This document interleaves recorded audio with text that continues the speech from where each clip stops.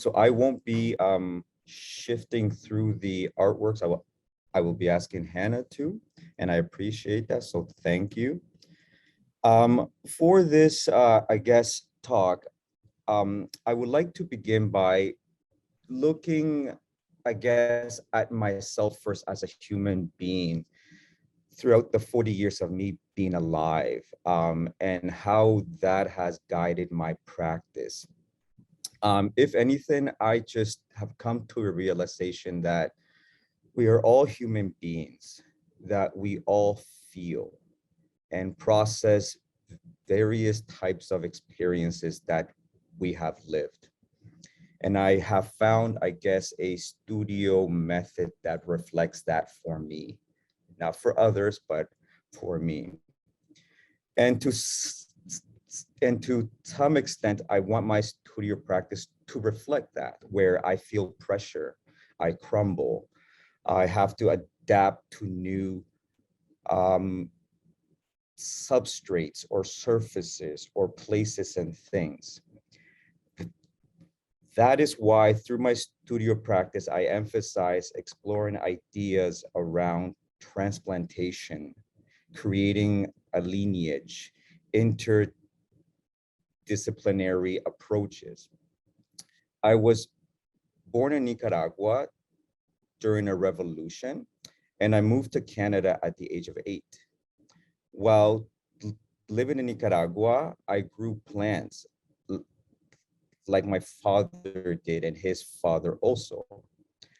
I opened the earth, planted the seed, nurtured it, watched it grow. I vividly remember being on the side of our house and playing with the dirt, growing beans. So I was also very much in tune with being a proud Nicaraguan or Sandinista or a revolutionary at a young age as well. But one day it all changed. I remember in an early morning boarding an airplane, and for some reason, that shape of the plane reminded me of a seed that I would usually plant. But I had no idea what was happening. But all I knew is that I was boarding this flying seed. We landed in a layover in Mexico City, and I asked my mom if we had arrived, because I just wanted to have my feet on the ground. The movie in the airplane was King Kong. And I remember this scene just etched in my mind because unlike airplanes now, where the screen is in front of you on the back of a seat, it was on the main wall aisle. So everyone had to look at the same screen. And I remember this scene where King Kong was being transported on a boat, caged. And I felt a little bit like that. I was like, where am I going? But that scene of the transportation just always etched in my mind, this big creature on a boat moving. We arrived in Canada in Montreal, early August of '89. I began school and I met another Latino boy that would end up being a good friend in my youth. But most importantly, every time my family moved, for some reason, he would also move nearby by just absolute chance. So it's like I always had this friend in a bag.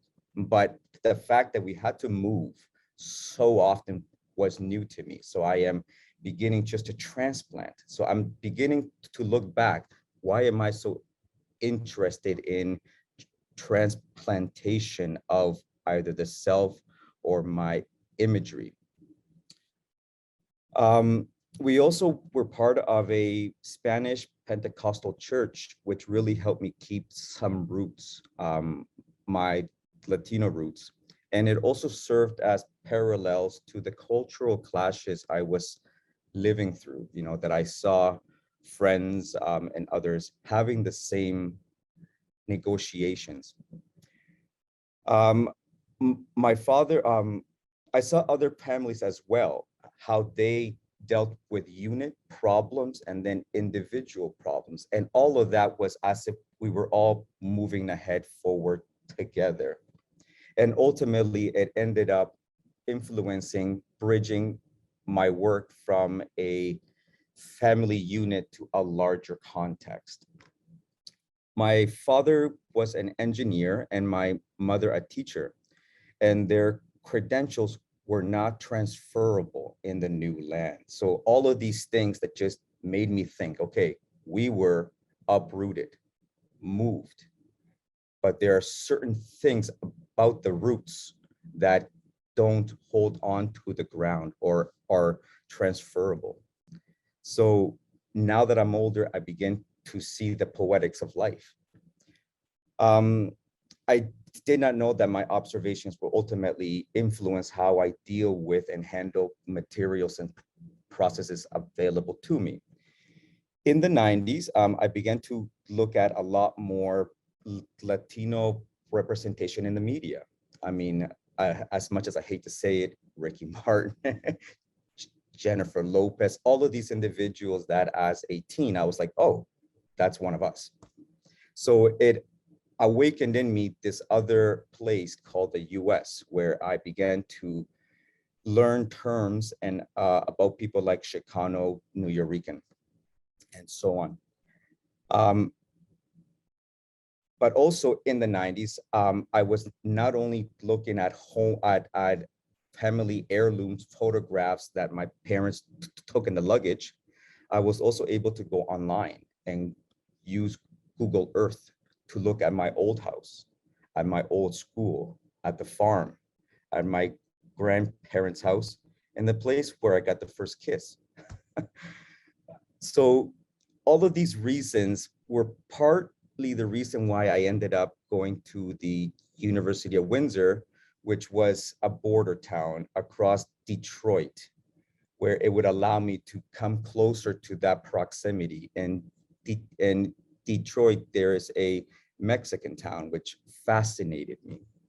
And now as I look back, it was just my foreshadowing of wanting to visit places that were border regions.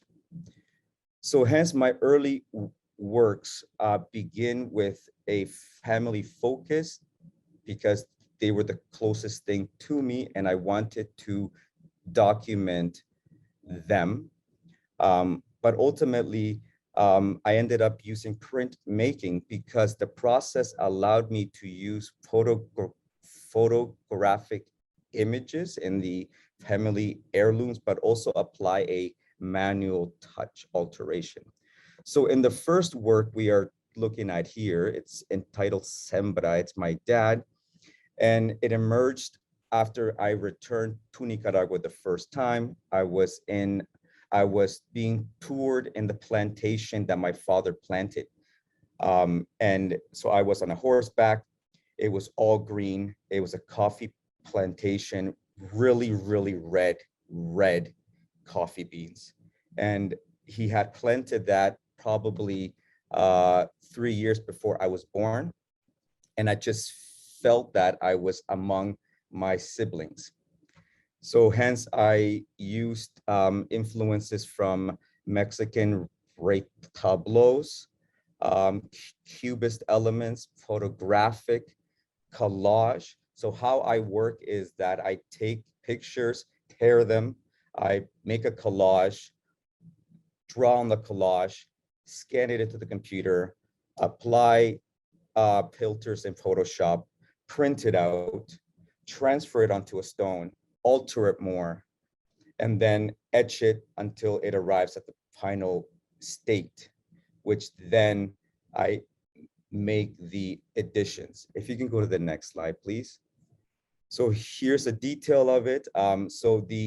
So I began to notice that I was speaking about traces. I like the idea of traces of the photograph, of the collage, of the print, but then hopefully it has a holistic effect at the end, which I think basically sums up the migratory experiences, whether good or bad, that they become more than the sums of their parts. If you go to the next image, It's of my mother. It's called Balancing. She's a person that was the anchor so that we don't lose our Latino in Canada. She did not want to become a Canadian citizen.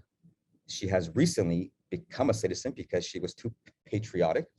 But I also remember how she blended into the landscape in my youth. So I made these prints and others, and then I got to the end and I said, this can't be the end of them. It feels like it's just the regular course of an artwork. I needed to uproot them and put them on something else. So if you can play the video, please, Hannah. Once it's up, I transferred these prints onto my body. And I wanted the body to become a new land or a new substrate or a new place for the images to change. I had no intention, I had no idea how I was going to use it, but I wanted to use the principles of print, that through pressure and impact, you offset information, right? So I begin to rub the wall to create impressions. I began to notice I was embodying the print process, which allowed me to use my figure in future works. So I go on here, hitting the wall, trying to make a new image from the imagery I've already created in print. So hopefully it was a bridge or an endpoint or both for new work. If you can go to the next work, please, Hannah, on the slide. I was not interested in drawing other people's figures. I was interested in drawing my own, and not in the way, or working with my own images, not in the way that I've been taught in art school. So from the video, I extracted 90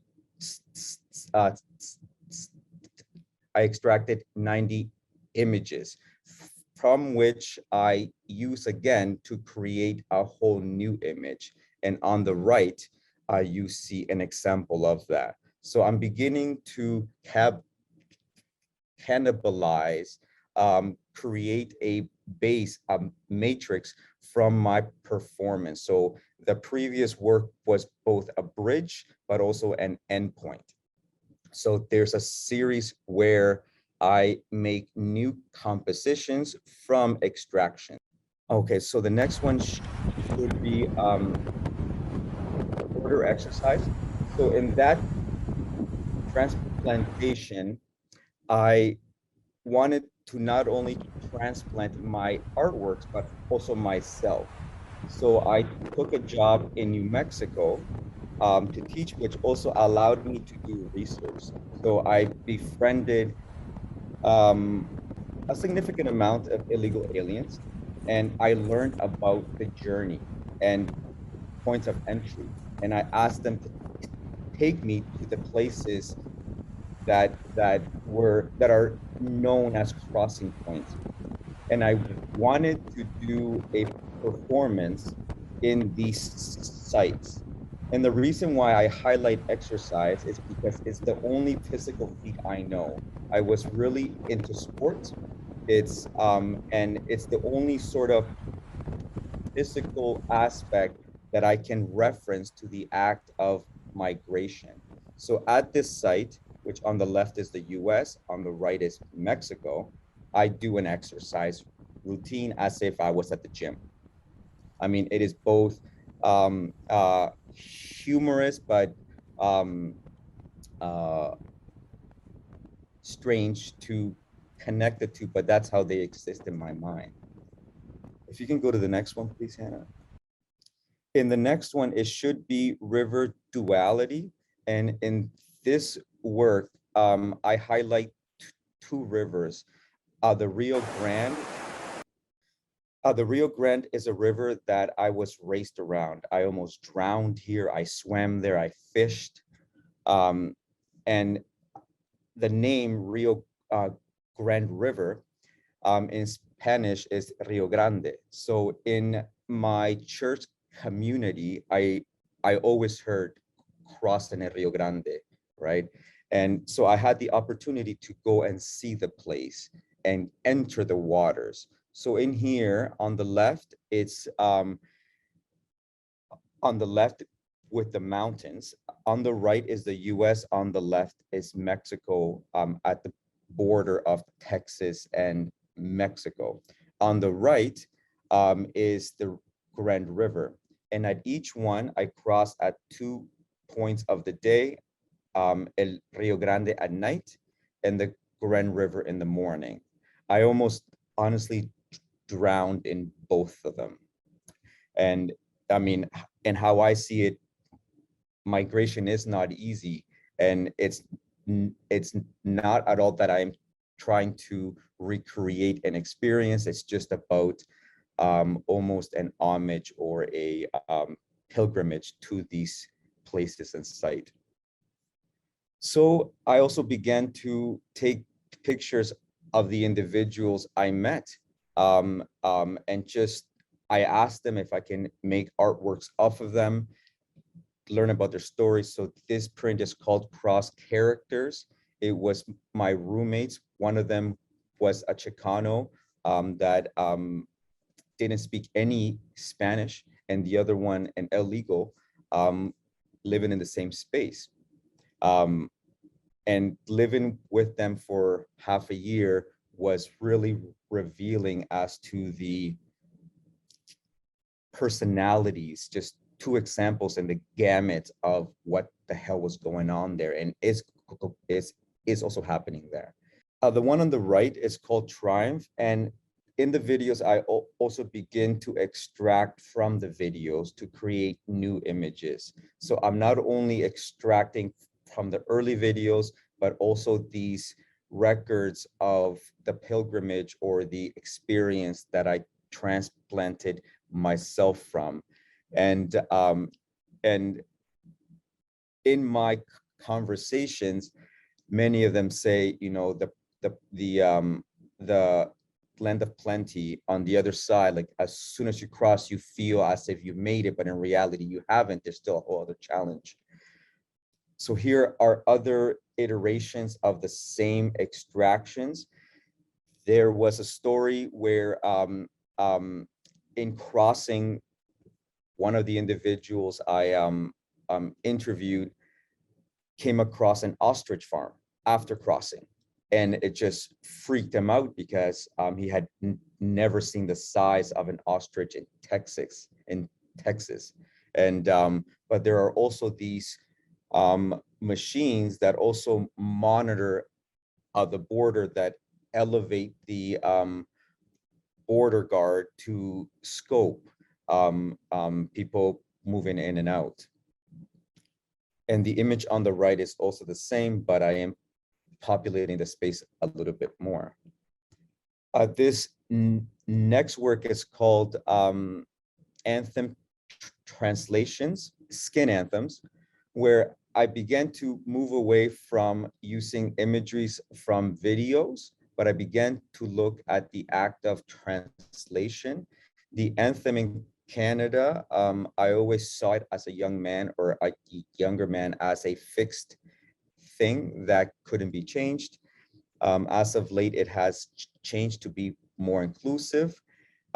So I began to use platforms like Google Translate to translate them, etch them onto wood, and then create impressions in parts of the body that have geographical meaning, like the chest and the anthem. You usually have your hand over the chest as you're singing the anthem, but also I am looking at the role that print played in disseminating the anthem once it was written as well. So print's role in the anthem, print's role in music and music literature and music sheets. So if you can just play the clip just for a little bit, and then we will move on. I want to show the part where I ink up. So the other thing is about surfacing.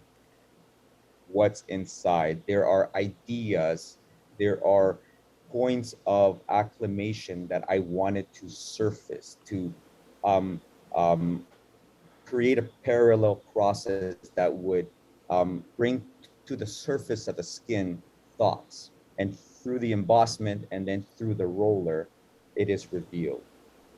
And then, so on the videos, it's in reverse, but I ultimately end up printing the ink onto paper, which is also what I show in the artwork. So here I worked with a choir. So I wanted to get other people's translations. So this is a score that was created where we actually now voice our translations. I asked the composer to create a sense of weaving, but also breaking apart as well.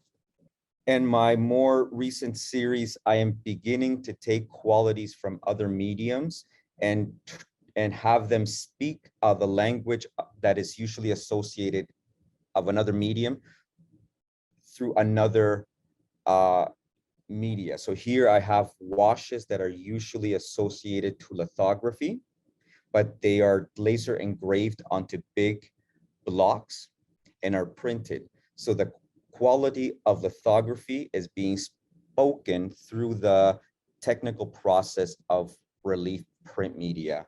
And I am creating words that speak to me, ni Canadaraguense, which is a mixture of Canada and Nicaraguense, and having the fluid become a part of that legibility.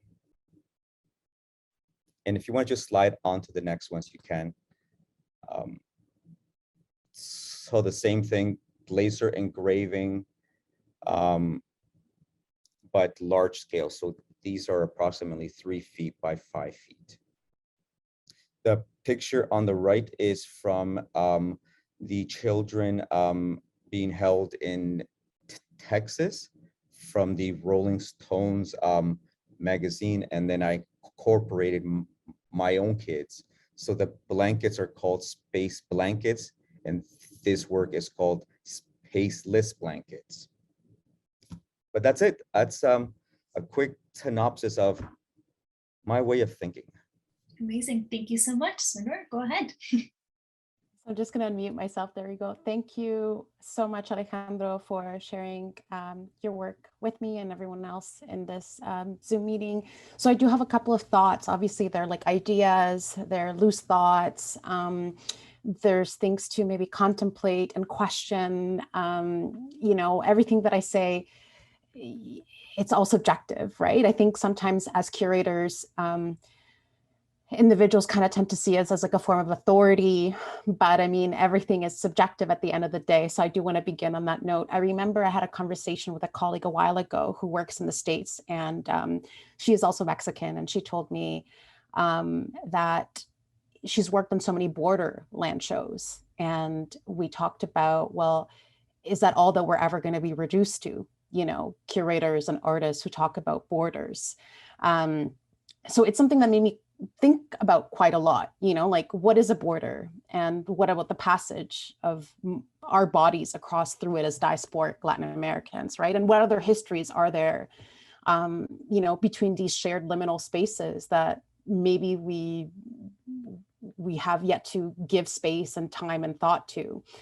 One of the things that I think you brought up as a Nicaraguense artist, you talk about your time on a plantation, about working with your family, about this labor-intensive process, about being so connected and rooted to the earth. I think that there's so many histories in there that you can invoke and share through your work as well. Some of this, you're very good at the technical process, you know, so I mean, it's so meticulous, it's readable, it's so layered, there's elements of performance, photographic processes, print processes married into one. But I also do wonder, you know, when you talked about sembra, I believe is the name of the work, right? Sembrar, to plant. So, and, you know, the red coffee beans, I'm like, well, as somebody who visited your website, I couldn't quite see this, like I couldn't quite read it and it wasn't readable to me, right? So often when you whether it's a work that you want to get into an exhibition context or you want to sell it on a market, it's good to have this information available so that a curator, a potential writer is able to extract this and understand it. And, you're like, I see what you're talking about. But I think, the use of this color is very interesting, to reference the coffee beans. I think that you can talk about these wider histories as well in the region. You can also link them to Canada when we think about extraction of natural resources and so forth. There's a lot there that I think it's available to you, and it comes from a shared, lived experience, which makes it even more impactful and meaningful to speak about. So the other thing I think that came to mind as well, I thought about your print performances. I thought about notions of nationality that are inscribed in our bodies through so many different ways and forms, like through passports, through ID monitoring, through surveillance. And it reminds me about who is included and who is excluded, in this mark making process of who is marked as a citizen and who isn't. And also the absurdity of nationality in many ways, like who decides who is a national, and how is it even possible that someone is an illegal alien? I mean, the human right of migration is it's embedded in our history, in our DNA. And I guess as people who are indigenous to the Americas, I think about that quite deeply, of my ancestors, like what was taken away from them. And here I am proclaiming that I'm a national of X space or shared this other country. So I think about that, the arbitrariness of nations, their absurdity, the xenophobia that's also tied into these histories as well. And in the context of your durational performances, it reminds me about this emotional and labor intensive process of seeking migration, of seeking refuge and asylum in the global north. I think that there is a lot there that can be spoken about, like the toll on the body over time to be transplanted and to be so adaptable and to exist and coexist in liminal spaces. You spoke about that, sometimes of the cultural clashes that happen while you're adapting and readapting in a different location. I'm sure that you're familiar with this text. It's by Benedict Anderson, Imagined Communities, The Reflections on the Origin and Spread of Nationalism. It's a brilliant text, really worth reading into and mining and unpacking. So Anderson, I think, talks about nationality as being a kind of like a pathology, that it can be very dangerous because of the reasons that I recently spoke about the exclusion and the racism and the xenophobia, and who has the right to migrate and who is excluded and why. And we know those reasons very well and intimately. So those are things that I think about when I look at your work. Yeah, and I really enjoyed the Rio Grande video. I think when we think about waterways and passages, I think that there's so many histories that the water carries, narratives, indigenous names that have been erased, bodies that fled, bodies that came through these waters and colonized and took away languages and cultures and ways of being. So I think that was like a really well done. Because it intertwined these two histories. So you opened it up in two different contexts, these two liminal spaces, so to speak.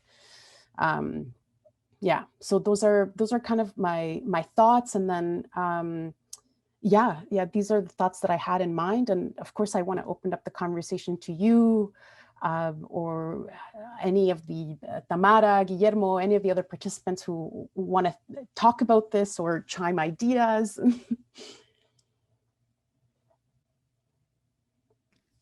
Is there anything, Alejandro, you would like to respond to, or maybe comment on what Noor has talked about your work and continue the discussion? Or Oh yeah, I thank you for the insight and the points that you have mentioned, and all of those things absolutely influence the work. The literature about political or national identities, I am familiar with. And yes, just the one thing that I find just the interesting part is that there's so much to pack and unpack, right? From both an personal point of view and a question about authorship as to taking another person's experience. So yeah, I guess the only thing I just want to say that's my struggle has been is just how much authority do I allow myself to take a person's interview and process it through these mediums that we are told that are options to execute artworks with. So then I'm just trying to navigate those gaps in the options, like transplanting myself and extracting the images off of that. But I would love to continue the conversation at some point more, but I don't know. Thank you. Yeah, no, it's my pleasure. And yeah, I think it's really fantastic. And I encourage you to keep on mining and unpacking ideas, and also thinking about your, your own shared and lived experiences of being a Nicaraguan man and the histories of extraction in the lands that, now you're living in Canada, and what is also mirrored back home, right, in your ancestral homeland. So I think that there's a lot to be shared and spoken about that opens up, different entry points into your practice. Thank you. Well, you mentioned you are 40, is that it? You have 40 more years maybe to unpack and continue that, that unpacking of new work. So thank you so much, Alejandro.